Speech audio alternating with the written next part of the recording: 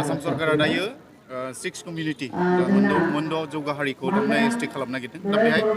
दुलाराय बर' फरायसा खौसे जानानै मा बुङो आसामाव थानाय गासै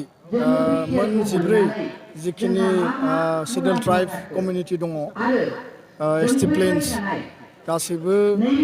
ज' लोगो नांनानै गासै 21टा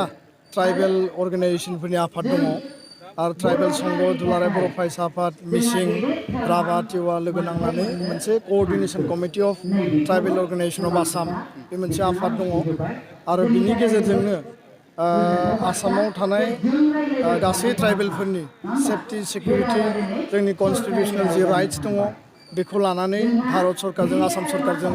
जोङो गुबुन गुबुन समाव सावरायबोदों लोगो हमबोदों आरो नैबे 6 कमिउनिटि जि सिडुलिं जि इस्यु बेखौ लानानैबो CC2नि गेजेरजोंनो आसाम सरकार भारत सरकारनो जेब्ला प्रयोजन जादों जोङो डेलिगेशन टीम थांनानै रायलायनाय जादों दा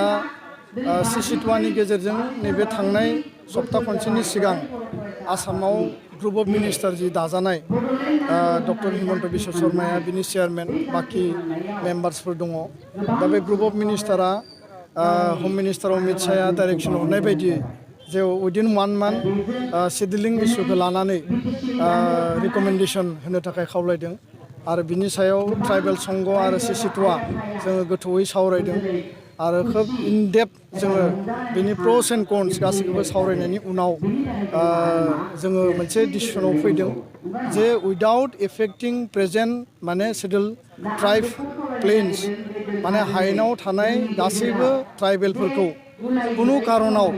पलिटिकेलि ससियेलि इक'नमिकेलि एजुकेशनेलि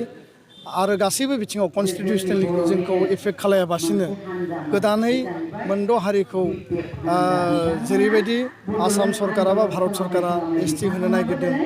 बेयाव जोङो स्पष्टयै बुंदों जोंखौ जाहाथे जेबो माने कुनु कारनावनो जोंखौ हेम्पार खालामा बा एफेक्ट खालाया